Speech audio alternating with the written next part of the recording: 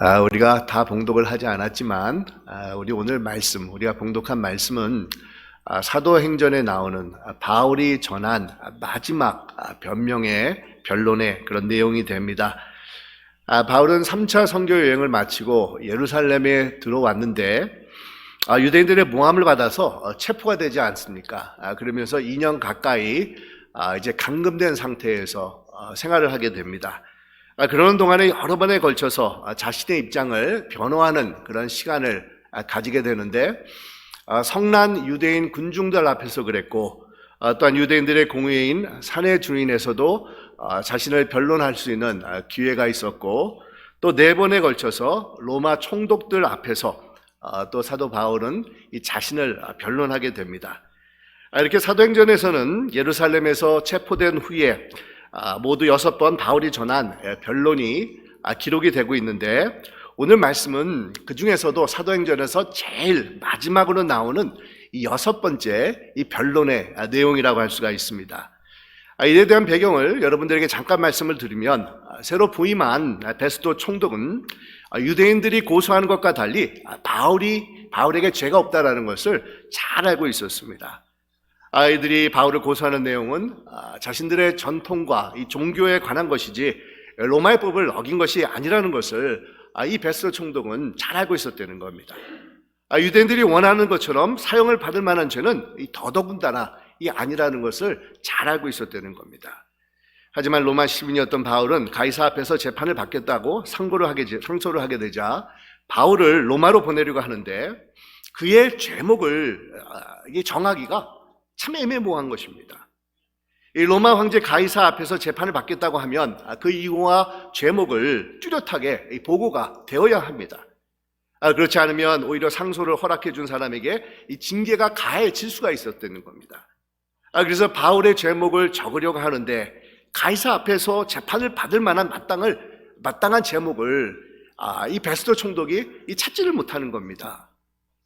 그럴 때 자신의 부임을 축하하러 찾아온 이 아그리빠 왕의 이 방문을 받게 되는데 여러분 이 아그리빠 왕은 예수님께서 탄생하셨을 때 동방 박사의 방문을 받고 아기 예수를 죽이려고 했었던 헤롯 대왕의 이 증손주가 되는 그런 자로서 유대 지역의 일부를 로마 정부로부터 위임을 받아서 이 다스리고 있었던 그런 왕이었습니다.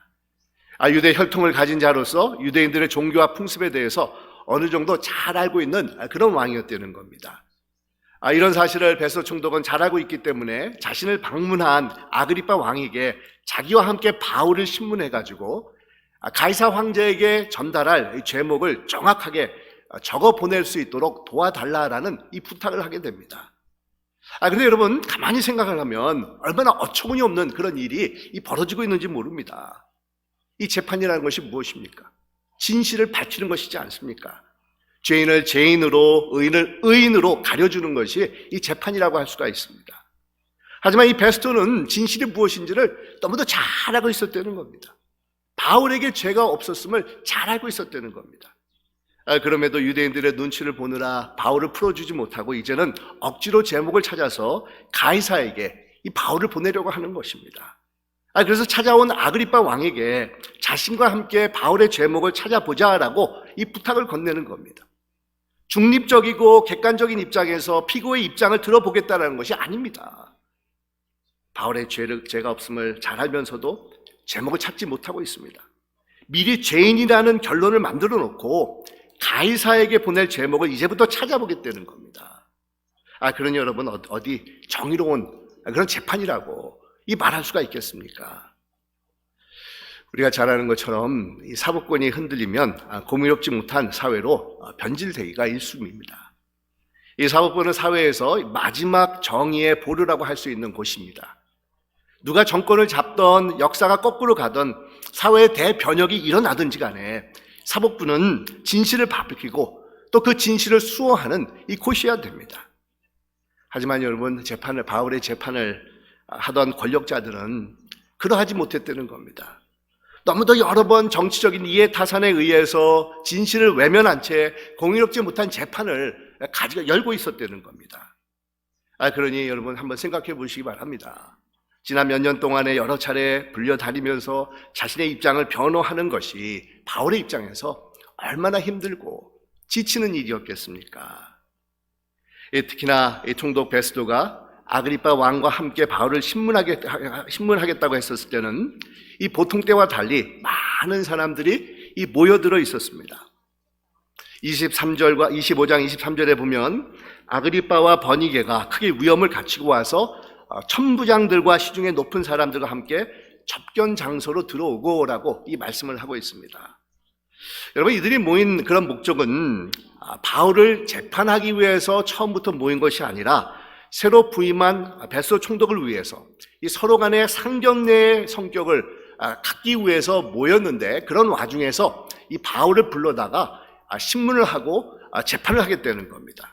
그러다 보니까 그곳에 모인 사람들이 의외로 숫자가 많아지고, 또 모이던 사람들은 나름대로 최고의 격식을 갖추고 나오게 된 것입니다. 역사학자들에 의하면 이 아그리파 왕은 사색 왕복에 금관왕을 쓰고 나왔고, 베스도 총독은 로마 제국의 위엄을 상징하는 주홍색 예복을 아주 근사하게 입고 나왔을 것이라는 겁니다. 이 아그리파 왕의 누이였던 버니게는 왕후처럼 무척이나 이 아름다운 모습을 가지고 그 자리에 있었습니다. 뿐만 아니라 당시의 모든 사회 지도층들이 나름대로 새로 부임한 그런 총독을 축하하기 위해서 나름대로 정말 격식을 갖추고 예의를 갖추고 모여 있었습니다. 그런데 여러분, 이에 반해서 바울은 어떤 모습을 가지고 그 사람들 앞에서 나와 있었겠습니까? 이 오랫동안의 감금 생활로 아주 초라한 모습이었을 것이라는 겁니다. 이 가뜩이나 바울은 작은 키로 대머리고 노쇠해서 허리가 구부러져 있는 그런 상태였을 텐데 제대로 입지도 못한 채 끌려 나왔을 것입니다. 그럼에도 바울은 전혀 주눅이 들어있지 않습니다. 비록 외모는 초라하고 저쪽은 화려하고 또 바울은 죄수이고 저쪽은 내노라 하는 사회의 지도층들이었지만, 바울의 얼굴에서는 온유하고 겸손하면서도 이 자신감이 담겨져 있습니다. 은혜가 충만하면서도 신령한 영적 권위가 그에게 자리를 잡고 있었다는 겁니다. 이것은 바울이 자신을 변론하는 내용에서도 잘 드러나고 있는데, 바울은 전혀 자신을 살려달라고, 석방해달라고 요청하고 있지 않습니다. 어떤 적지적인 협상이나 제의도 건네고 있지 않다는 겁니다. 여러분, 이런 바울의 모습은 사실은 정말 놀라운 것입니다. 흔히들 결박이 되어서 감옥 생활을 오래 하다 보면 하루속히 풀려 나올 궁리를 하는 것이 거의 대부분의 사람들이 가지고 있는 그런 마음 상태일 것입니다. 그래서 유능한 변호사도 채용을 하기도 하고, 또한 형량을 줄이기 위해서 타협을 시도하기도 합니다. 자신의 죄목을 인정한다든지 아니면 심각하게 뉘우치고 있음을 표시를 합니다. 아니면 모범적으로 감옥 생활을 하고 있음을 드러내기도 합니다. 하루빨리 나가기 위해서 모든 방법들을 다 동원해 보는 것입니다. 하지만 바울에게서는 전혀 그런 모습을 찾아볼 수가 없습니다. 오히려 누가 결박된 죄인이고 권세 있는 재판장인지 모를 정도로 이 바울은 그 많은 기라성 같은 그런 사회 지도층들 앞에서 떳떳하고 자유롭고 담대했다는 겁니다. 정말 내노라 하는 사람들이 모인 자리에서 전혀 주눅이 들고 있지 않습니다. 여러분, 왜 그랬겠습니까? 어떻게 이런 일이 가능할 수가 있었겠습니까? 왜 바울은 죄인으로 낙인이 찍힌 자였지만 오히려 사람들 앞에서 떳떳할 수가 있었겠습니까? 그런 누구보다도 자신이 하나님께 결박되어 있음을 잘 알고 있었기 때문이라는 겁니다. 오직 하나님 앞에 붙들려 있었기에 바울은 세상 사람들 앞에서, 내노라는 사람들 앞에서 자유로울 수가 있었다는 겁니다. 세상의 권력과 힘이 불의하게 자신을 억누르고 짓밟고 핍박을 해도 그 가운데서 이 바울은 정말 자신감을 가지고 평정심을 유지할 수가 있었다는 겁니다. 오직 하나님 한 분에게 자신이 붙잡혀 있었다는 것을 알고 있었기 때문이라는 겁니다.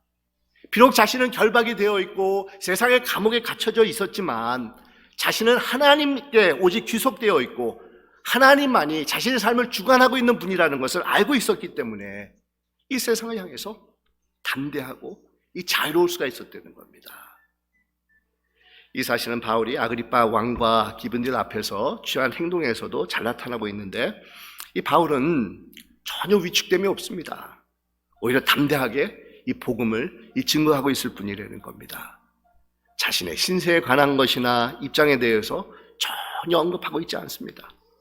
오히려 이들에게 복음을 전할 좋은 기회로 생각하고 이 담대하게 이 자신의 신앙적인 체험을 그들에게 증거하고 있습니다. 여러분, 이것이 오늘 우리가 봉독한 내용으로서 이 바울이 전한 내용을 우리는 크게 이 세 가지로 나눠볼 수가 있습니다. 이 첫째는 자신이 그리스도를 믿기 이전의 이 삶에 대해서 그 자리에 모인 사람들에게 전하고 있고, 이 두 번째는 예수 그리스도를 만났을 때입니다.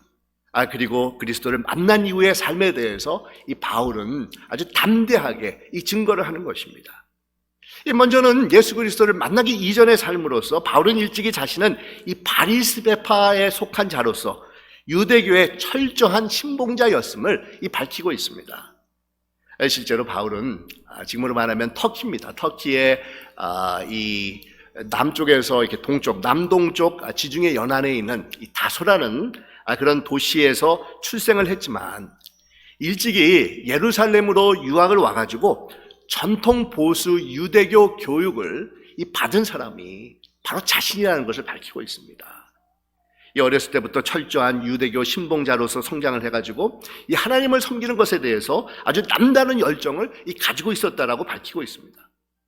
그래서 유대교를 어지럽힌다라고 생각을 했었던, 예수를 믿는 자들을 제거하는 일에 누구보다도 이 앞장을 섰던 사람이 이 바울입니다. 초대교회 7 집사 중에 한 명이었던 스데반을 죽이는데 이 바울이 앞장을 서지 않았었습니까? 그리고 믿는 자들을 탄압하고 잡아오는데 서슴지 않고 앞장섰습니다.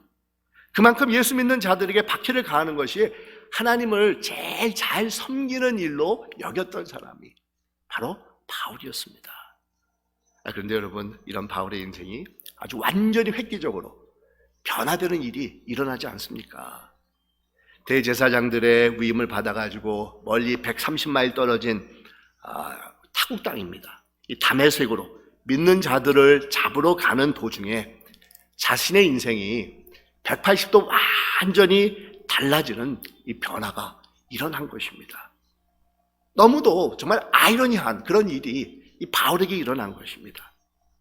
예수 믿는 자들이라고 하면은 철천지 원수처럼 생각을 해서 잡으러 가는 사람이 예수 그리스도를 믿는 사람으로, 예수를 전하는 사람으로 이 변화가 된 것입니다. 예수 믿는 사람들을 잡아다가 그들을 포로로 만들려다가 오히려 자신이 포로로 되는 그런 어처구니 없는 일이 일어난 것입니다. 여러분, 이것은 바울의 의지와 뜻으로 이루어진 것이 절대로 아닙니다. 온전히 하나님의 주권적이고 강권적인 그런 섭리에 의해서 일어난 사건이라는 겁니다.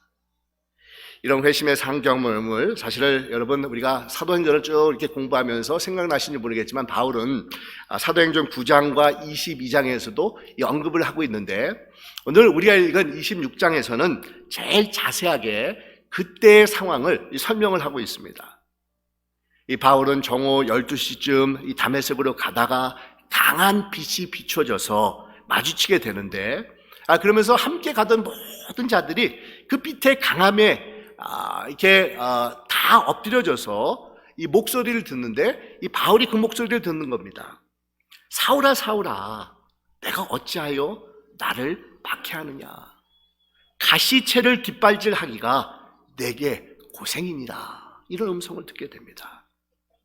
여러분, 분명히 바울이 핍박을 가하고 잡으려고 했던 사람들은 예수 믿는 이 자들입니다. 크리스천들입니다.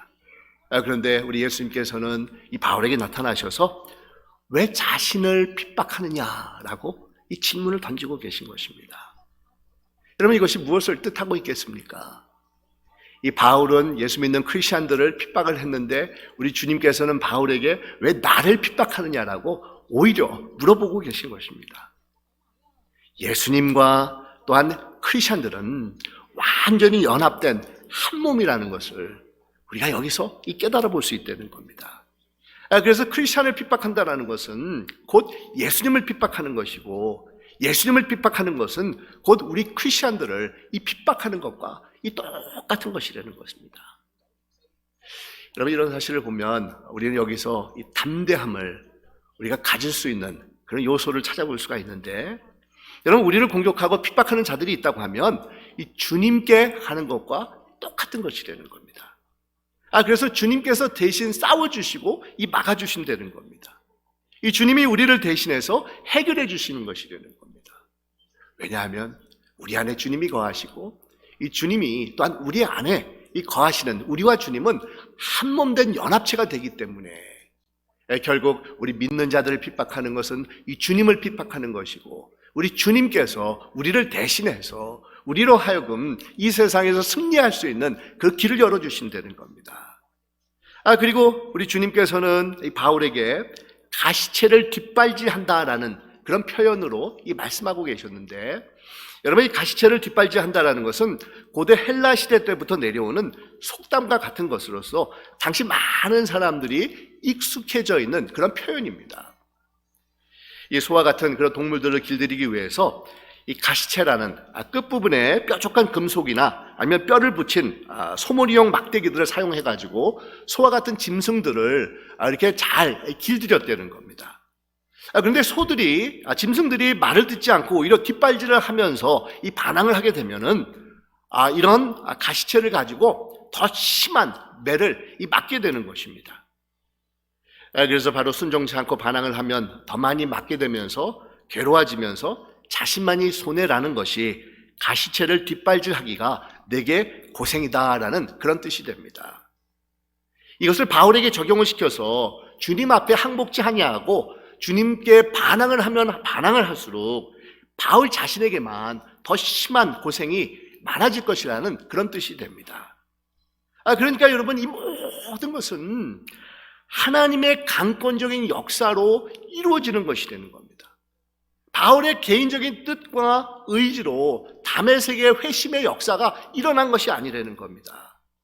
우리 하나님께서 친히 자신을 찾아오셔서 하나님께서 베풀어 주신 그런 회심의 역사가 본인이 다메섹으로 가는 도중에 만난 체험이라는 것을 증언하고 있는 것입니다. 그래서 19절에 보니까 아그리빠 왕이여, 그러므로 하늘에서 보이신 것을 내가 거스리지 아니하고라고 이 바울이 말씀합니다. 그러니까 자신에게 선택권이 없었다는 겁니다.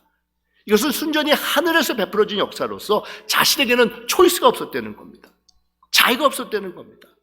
어떤 의견 제시도 질문도 항변도 할 수가 없었다는 겁니다. 일어서서 다메섹으로 가라, 그것으로 모든 것이 다 끝이 났다는 겁니다. 그렇습니다, 여러분.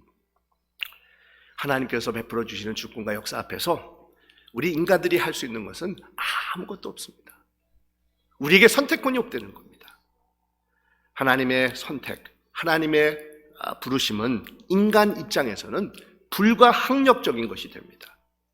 한 가지 우리 인간들에게 선택권이 있다고 하면 그것은 그대로 다른 것밖에는 없다라는 겁니다. 만약 그렇지 않다라면 가시체를 뒷발질하기가 힘든 것처럼 우리는 계속해서 하나님의 부르심에 거부를 하면서 우리 스스로 힘든 인생을 살아갈 뿐이라는 겁니다. 여러분, 이런 사실을 바울이 그 아그리빠 왕과 그 자리에 모인 많은 귀빈들에게 말하는 의도는, 만약 당신들도 이런 경험을 했다고 하면은 이럴 수밖에 없었다라는 것을 암시해 주는 것입니다. 그러니까 자신이 선택한 것이 아니라 하늘에서 내려진 것이 되는 겁니다.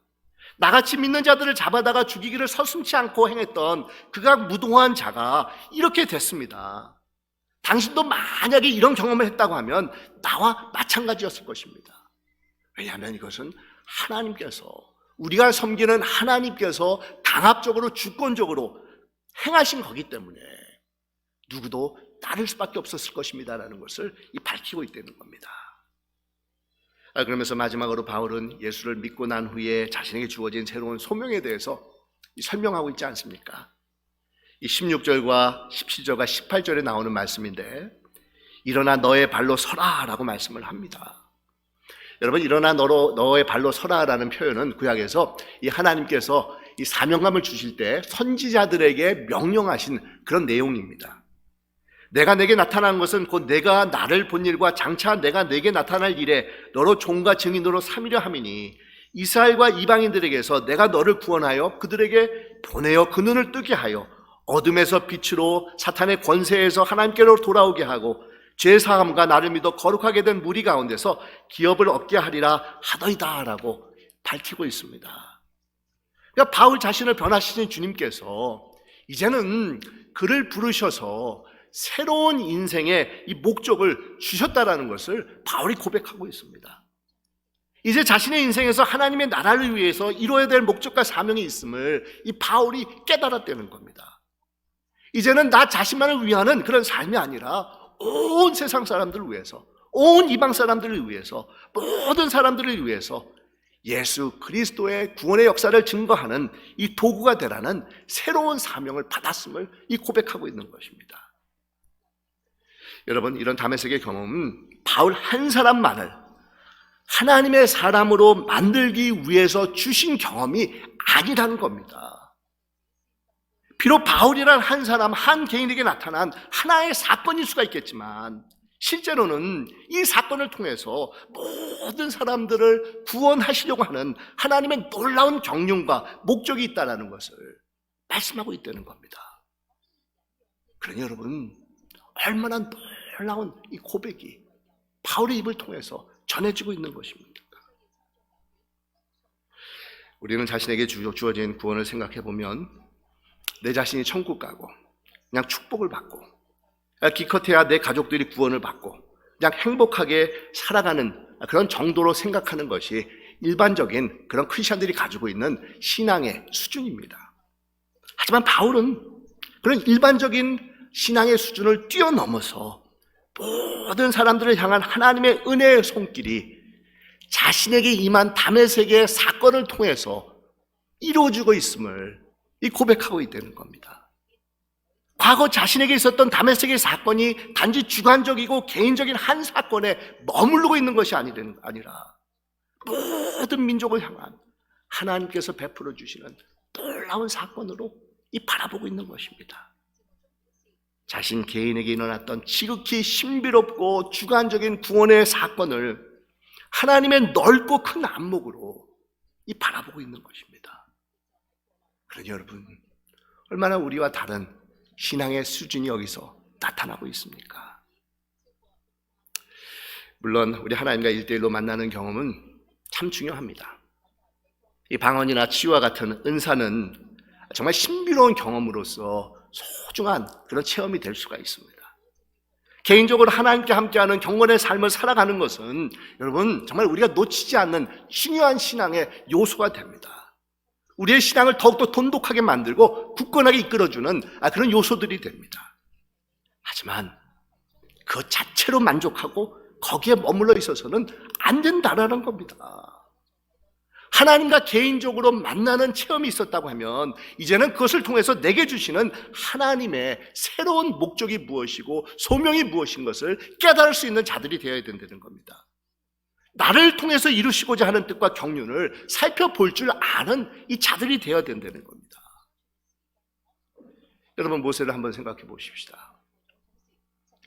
오랫동안 목동 생활을 하면서 무척이나 기력이 약해져 있고 한때 가지고 있었던 그런 패기와 비전은 다 사라진 지가 오래된 그런 모세였습니다. 목동으로서 시내산에 올라가 가지고 양을 치러 갔었을 때 떨기 나무에 불이 붙었지만 꺼지지 않는 아주 신비로운 광경을 이 모세가 어느 날 목격을 하지 않습니까?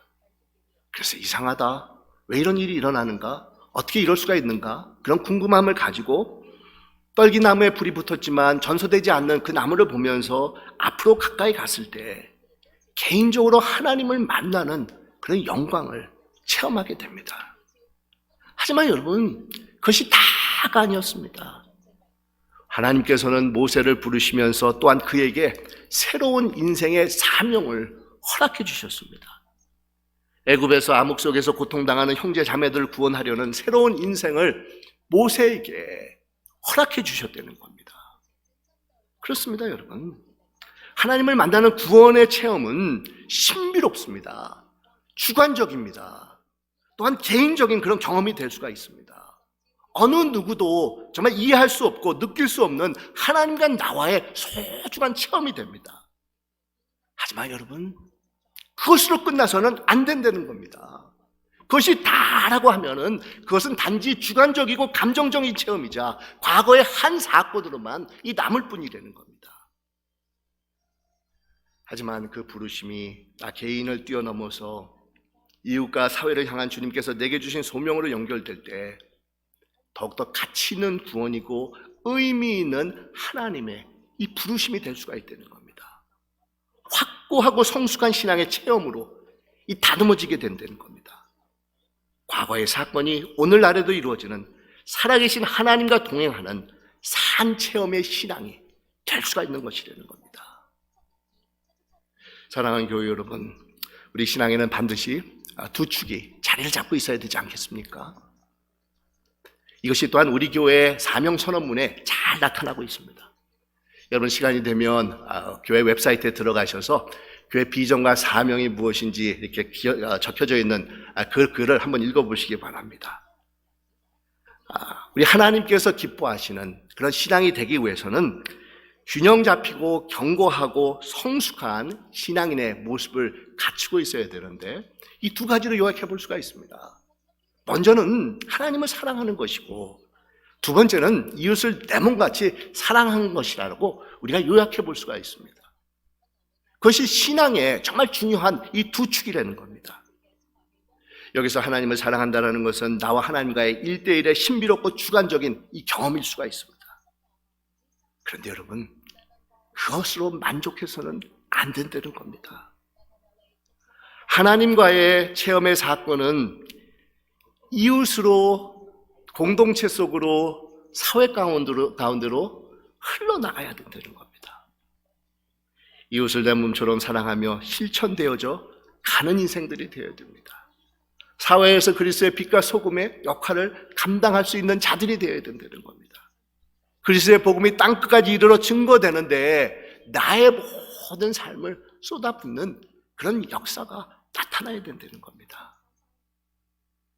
그럴 때 우리는 흔들리지 않는 예수 그리스도의 제자로 서 있을 수가 있습니다. 누구처럼 말입니까? 바울처럼 말입니다. 어떤 역경과 고난 속에서도 심지어 2년 동안 감금된 상태에서도 정말 기라성과 같은 그런 내노라 하는 지도자들이 모인 그런 곳에서도 정말 흔들리지 아니하고 주눅들지 않고 담대하게 복음을 위한 인생을 살아가는 이 바울처럼 우리는 될 수가 있는 것입니다. 사랑하는 여러분, 이런 살아있는 균형 잡힌 견고한 신앙의 역사가 여러분들 가운데 함께 하시기를 간절히 축원드립니다. 기도하겠습니다.